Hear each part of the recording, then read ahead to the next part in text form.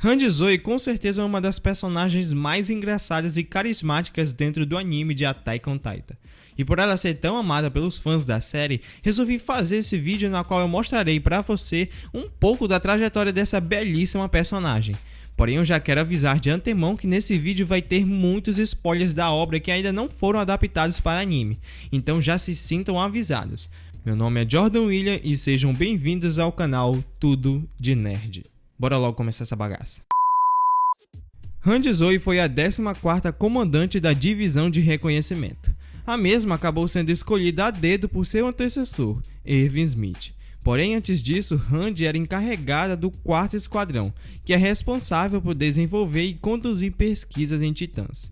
A partir do arco da Titã Fêmea, Hanji começa a ter mais participação na obra, e é nessa parte da história que a personagem inicia a fazer seus primeiros experimentos com Eren. E uma das primeiras vezes foi logo depois de Levi ter espancado o nosso menino Tatakai. Eren acaba perdendo um dos dentes após ter levado uma surra do capitão. Com isso, Hanji dá uma olhada em nosso protagonista e percebe que o dente que o jovem havia perdido tinha crescido novamente, aumentando assim o interesse que a mesma possuía sobre Eren. Depois de descobrir o poder de titã do garoto, Hanji fica encarregada de estudar este incrível fenômeno. Desde então, Eren passou a ser uma pessoa na qual Hanji confiava muito. A mesma, por um bom tempo, apoiou e encorajou bastante o nosso menino Tatakai, principalmente nos treinamentos. Além disso, Hanji foi a mente por trás da armadilha que prendeu a Titã Fêmea durante a 57ª expedição, obrigando a criatura a soltar um grito para chamar outros titãs irracionais. Após descobrirem que Annie é a Titã Fêmea, o esquadrão de Hanji fica encarregado de capturá-la. Depois de conseguirem pegar ela, Zoe ordena que o cristal em que Annie se prendeu seja levado sob custódia. Hanji também investigou acerca do titã que vivia nas muralhas e sobre os segredos conhecidos pelo Padre Nick. Ela também teoriza com Armin que todas as muralhas eram compostas por milhares de titãs. Além do mais, ela faz com que o padre se sinta obrigado a contar o segredo de história e sobre as muralhas. Hanji inclusive foi a responsável por perceber que os titãs na verdade não passam de humanos que de alguma maneira foram transformados naquelas criaturas. E de acordo com a personagem, ela própria era bem insegura e rancorosa quando se juntou ao reconhecimento. Porém, depois de ela ter chutado a cabeça de um titã, ela ficou surpresa ao perceber o peso da cabeça, que era bem leve. Isso fez com que a personagem deixasse de lado toda aquela insegurança e rancor, e se tornasse alguém muito mais descontraída.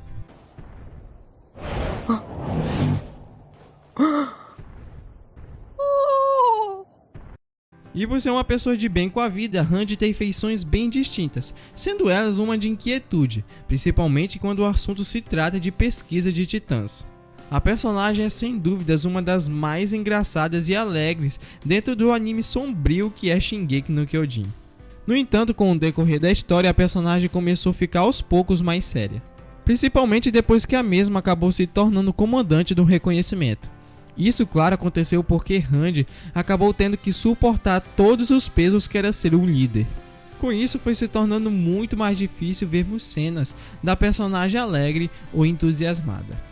Cerca de um ano depois da retomada da Muralha Maria, Hanji, já comandante da tropa, leva os soldados para a costa da Ilha Paradis para defender o lugar da interferência de Marley. Lá, a comandante acaba entrando em contato com os espiões que queriam derrubar o governo marleyano. Hanji então decide cooperar junto com os espiões, porém ela se surpreende ao saber que os mesmos estavam sendo apoiados por Zeke e Jäger.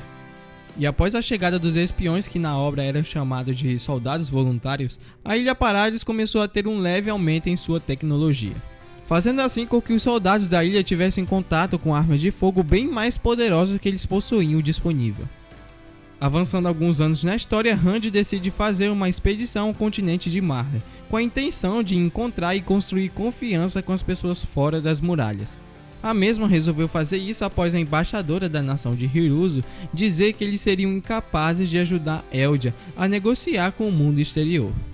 Além disso, a comandante junto com Armin foi a mente por trás do plano de evacuação após o ataque que a divisão de reconhecimento realizou em Libério.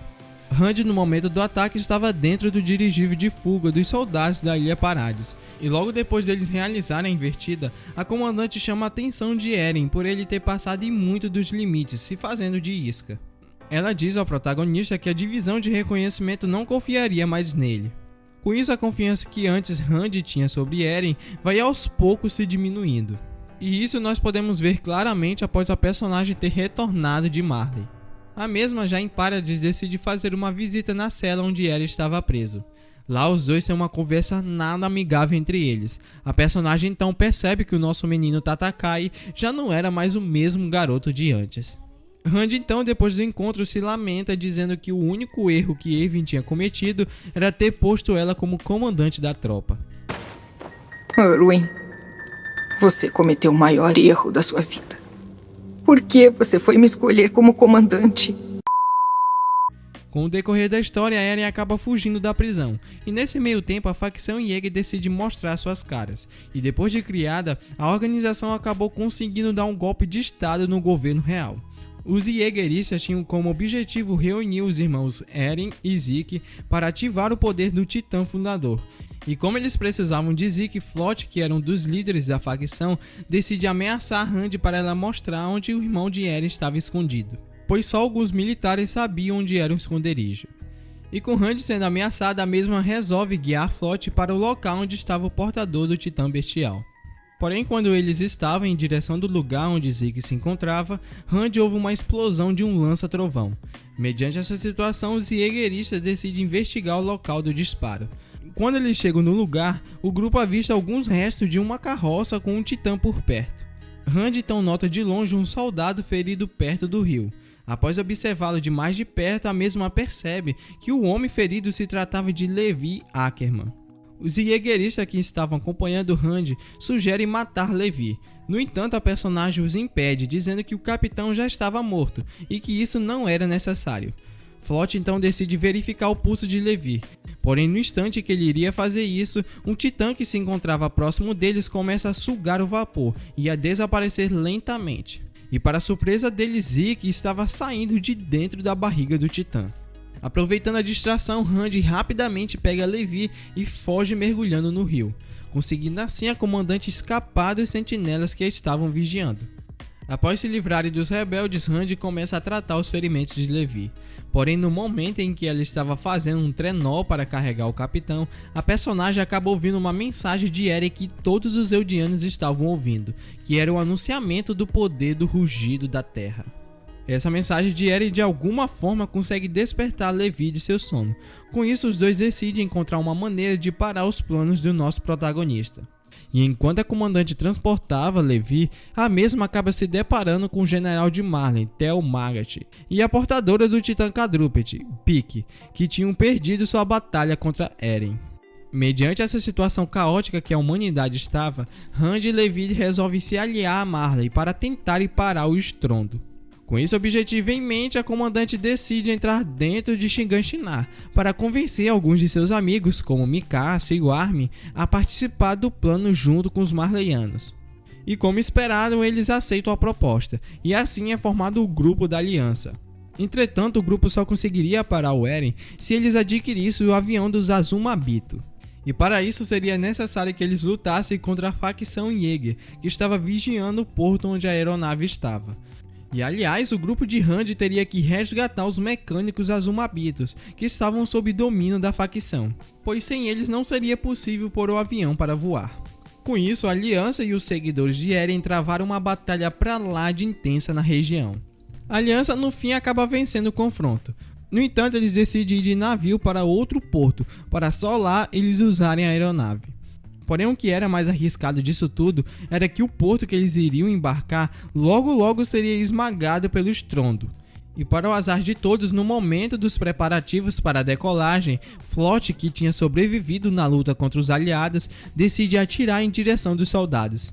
Entretanto, o mesmo acaba por acertar nos tanques de combustíveis do avião, atrasando assim a decolagem do veículo. E para piorar mais a situação, os soldados começam a sentir a aproximação do estrondo.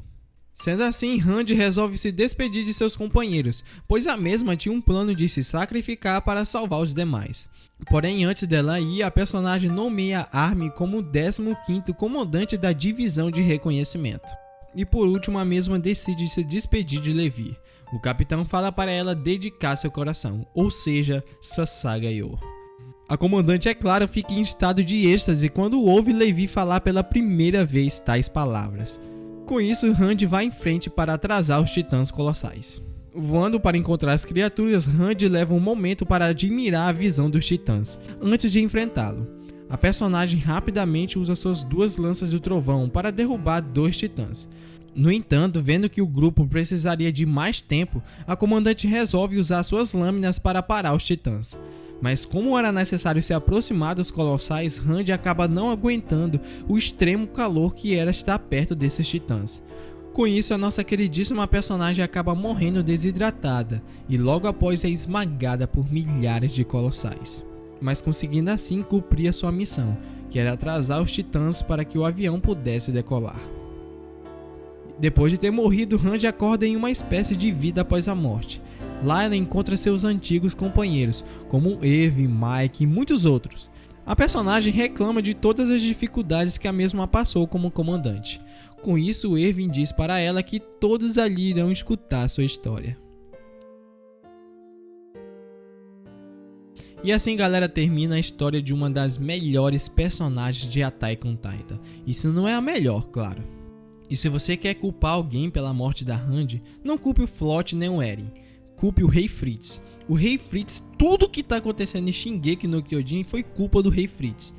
Porém, antes de fechar esse vídeo, eu quero saber se você já shippou o casal de Levi e da Randy. Se você já shippou esses dois, deixa aí nos comentários. E além disso, eu também gostaria de saber de vocês qual é o outro personagem de Attack on Titan que você desejaria que eu trouxesse um vídeo contando a história completa dele. Deixa aí nos comentários também.